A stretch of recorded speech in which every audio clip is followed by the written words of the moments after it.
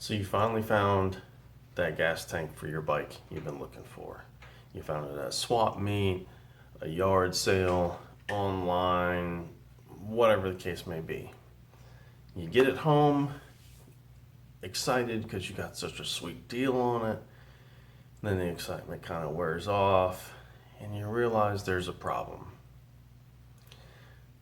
Of course, the paint's haggard on it, but the only thing it won't hold is gas. So what do? Do you just chuck the tank or what?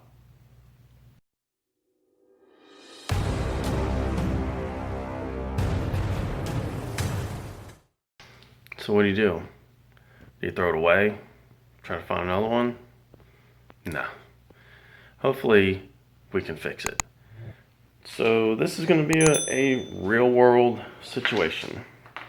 If you remember when I did the titling a motorcycle without a title video, you got a sneak peek at my 200cc bobber kicker 5150 bike. This guy here. Well, you can tell the tank that goes on it not only does it look bad, but doesn't really fit well. And it's actually one of the tanks from the gas-powered bicycle conversion kits. So, yeah, it's gonna go. We'll probably find something else to put that on. But it also came with a second tank. And I've already started stripping this down. And of course, I'll show you how we got here. Well, this thing leaks like crazy. So, let's see if we can fix it. Little time-saving tip for you guys. This citrus-based paint remover, even after multiple coats and using a wire brush trying to break through that first layer of paint, didn't really remove any of the paint. It made it soft in spots, but that was about it. So I went and picked up this aircraft paint remover, and when you spray that on, it instantly starts to crackle and bubble up, and it even took the majority of the body filler off.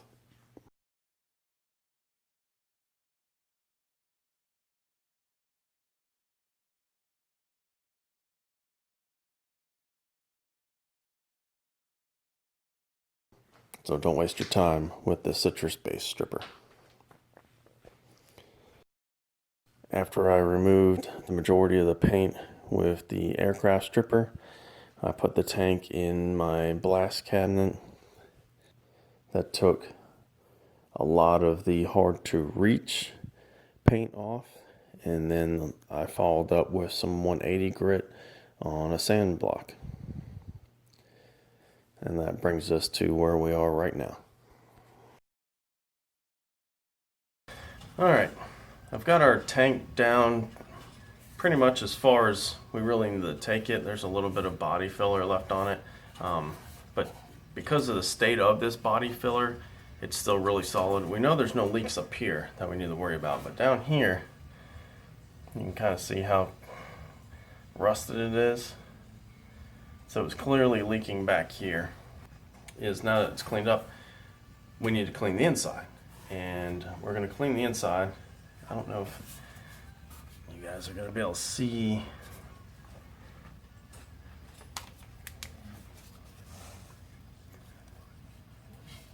in there or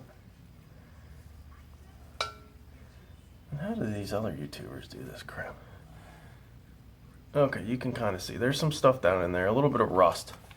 Nothing too crazy, but to address that and to make sure that we don't have any more leaks, what I've done is I've ordered a tank sealing kit, and the one I went with, based on some recommendations and some views I saw, was this kit from KBS.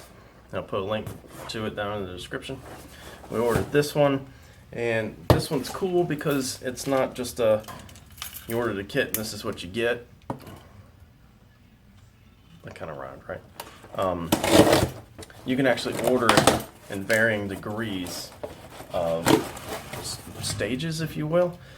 If you don't need a certain portion of it, you know, if the tank's not that far gone, then you don't need like certain portions of the kit, you can order it that way.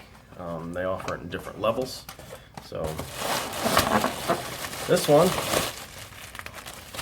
comes with the all-purpose cleaner and degreaser, the pre-paint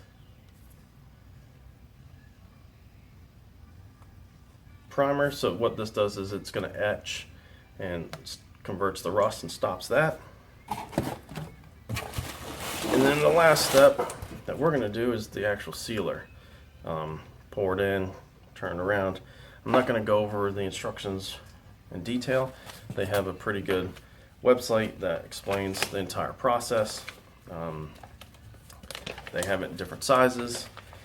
If you're doing a bigger tank, maybe a car tank, or you know, whatever the case may be, they have accommodations for whatever you're trying to do.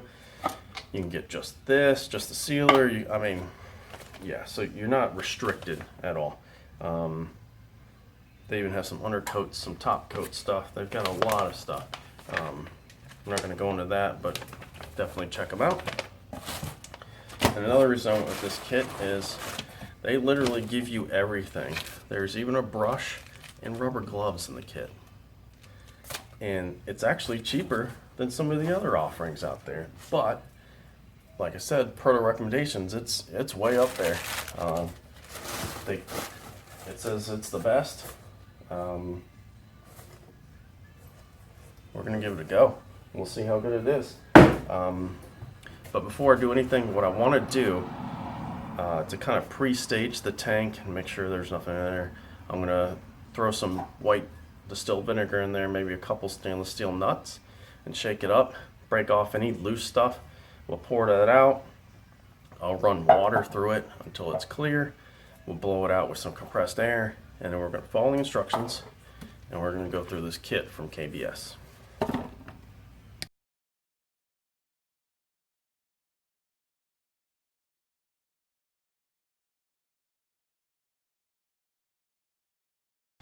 So I finished the first step of the KBS cleaning and lining system, which is really just a degreaser. And I'll insert a picture, but the stuff that came out was pretty grody looking, even after we used some vinegar in the beginning and kind of threw some objects in there to break up some of the loose stuff. So unfortunately though, I don't know if I can show you, but it was looking really good, but I came back the next day after rinsing it out with water, and the tank's got some flash rust in it, which is to be expected. Don't freak out. This next step is to take care of all that. But now is the opportune time that if you have some pinholes or some cracks in your tank, now is the time to address those. And if there's any modifications that you want to make to the tank, now is the time to do that, because since we've cleaned it out and flushed it so many times, we cleaned it with the degreaser from the KBS kit, we flushed it with vinegar, we flushed it with water. There's no chance of any fuel left in this. So if you need the drill, if you need the weld or braze or whatever you need to do, make some modifications to the tank. Maybe say you want to put some knee indents in it, or like what I plan on doing. I've got these little bungs here.